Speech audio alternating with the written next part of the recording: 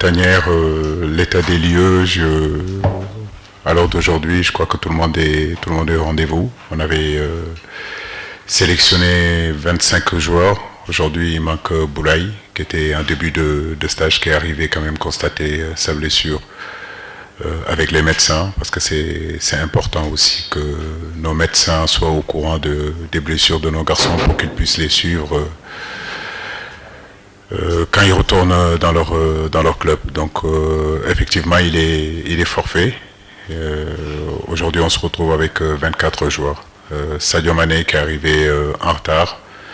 Mais dès le lundi soir, on avait pratiquement la majorité de notre groupe disponible. Le lundi matin, lundi après-midi, désolé, il n'y avait que 6 joueurs, donc on a préféré rester à l'hôtel, travailler la récupération active. Et le mardi, ça a été une séance de résistance où on avait l'ensemble du groupe. Le mercredi a été notre séance forte où on a travaillé en force, et hier ça a été plutôt des jeux et de la stratégie. Aujourd'hui on est à la veille du match, ça sera léger, vitesse, et puis continuer aussi à travailler sur les coups de pied arrêtés. Il n'avait rien de grave au courant du match qu'il a joué juste dimanche dernier. Il a reçu, je crois, sur une sortie aérienne, il a reçu un coup au niveau des épaules, au niveau de la tête, et puis bon, ça l'a un peu choqué. On a préféré le laisser se reposer 2-3 jours. Mais hier, il a fait une séance normale, donc il est apte aussi. Beaucoup de choses ont changé dans la mesure où c'est vrai qu'il avait de la qualité ici. C'est un garçon qu'on connaissait. Il est retourné, il est parti à Marseille. Je connaissais très bien des gens qui s'occupaient de lui, qui me parlaient de sa marche de progression qui est intéressante et qui est rapide. Je crois qu'à son âge, évoluer en première division dans un grand club qui est l'Olympique de Marseille, en termes d'attente, en termes de pression, et qu'il arrive à s'exprimer à ce niveau-là de la compétition malgré son jeune âge, il y a beaucoup de changements entre le Bamba de Diambar et le Bamba aujourd'hui de l'Olympique de Marseille. Aujourd'hui, quoi qu'on puisse dire, je fais partie des sélectionneurs qui ont convoqué le plus de joueurs locaux dans cette tanière. Mes prédécesseurs, ce n'était pas du tout le cas.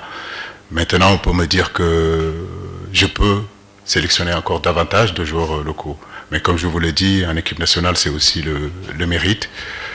Aujourd'hui, si on répertorie les joueurs sénégalais dans le monde, il y a plus de 400 joueurs aujourd'hui qui sont dans le monde entier, qui sont nés au Sénégal et grandis au Sénégal. Et pourtant, ils ne sont pas en équipe nationale. Donc, on a l'embarras du choix, le réservoir est énorme.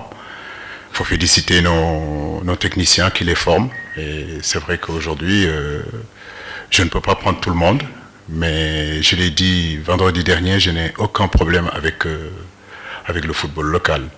Donc ça va être difficile de choisir, mais je suis sûr et certain que celui qu'on choisira sera à la hauteur. Maintenant, pour les supporters, nous on demande seulement qu'à jouer à côté de face à nos supporters, et le fait de savoir que nos supporters seront là demain, on est encore 2 fois plus motivés, et j'espère qu'ils viendront nombreux et nombreux et nombreux. L'équipe nationale, c'est quelque chose qui appartient à tout le monde. Si on est là, c'est parce que le sélectionneur, le peuple a besoin de nous.